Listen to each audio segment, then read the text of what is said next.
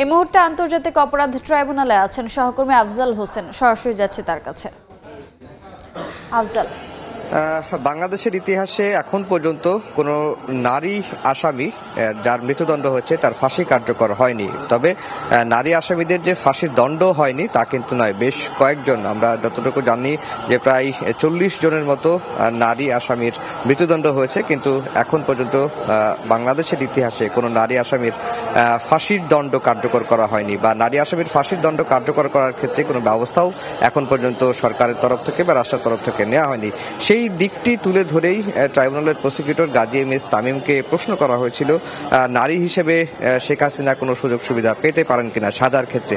তিনি বলেছেন সাজা দেওয়ার ক্ষেত্রে নারী হিসেবে কোনো কিছুই বিবেচনা করার সুযোগ নেই এবং তিনি প্রত্যাশা করেছেন যে কালকে যে রায় ঘোষণা হবে সে রায়ে শেখ হাসিনা এবং আসাদুজ্জামান খান কামালের মৃত্যুদণ্ড হবে এবং শুধু তাই নয়, তাদের যে সম্পত্তি রয়েছে সেই সম্পত্তি বিক্রি করে জুলাইয়ে যারা শহীদ হয়েছেন, আহত হয়েছেন, তাদের ক্ষতিপূরণ হিসেবে বন্টন করে দেওয়ার নির্দেশনা আসবে, এমনটি তিনি প্রত্যাশা করেছেন।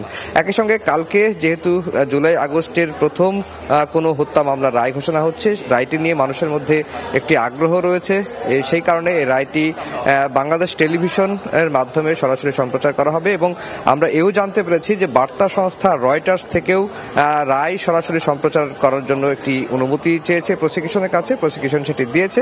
হয়তো প্রসিকিউশনের যে ফেসবুক লাইভ তারা করেন, সেই ফেসবুক লাইভ থেকে রয়টার্স সেটি সরাসরি সম্প্রচার করবে সারা বিশ্বের মানুষের জন্য।